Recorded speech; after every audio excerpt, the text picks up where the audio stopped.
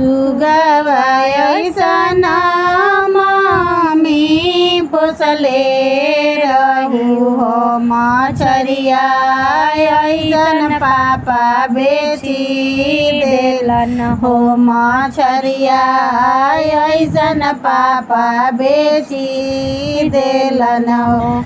जब बेटी ताकेली पापा के ओरिया हो पापा मुहावा फेरी ले हो पापा मुहावा फेरी ले हो।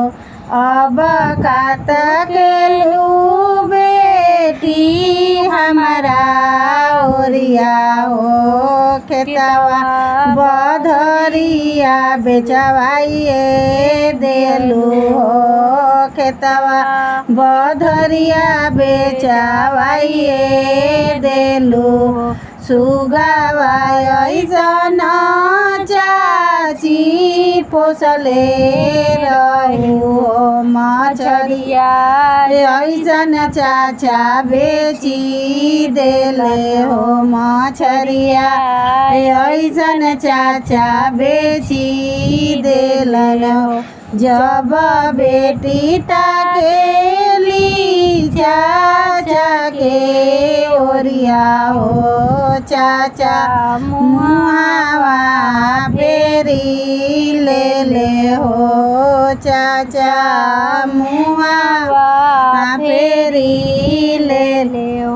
अब कात केलू बेटी हमारा ओरिया हो एटीएमवा हमारो खाली कैलू हो बैंकवा हमारो खाली कैलू हो।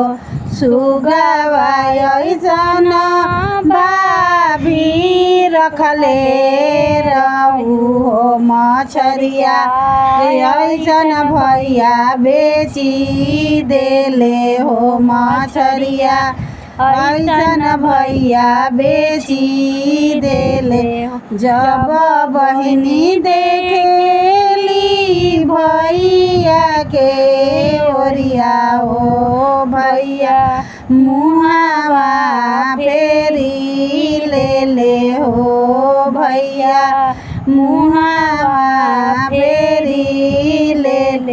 अब काता केलू बहिनी हमारा ओरिया हो बैंकवा हमारो खाली कैलू हो एटीएमवा हमारो खाली कैलू।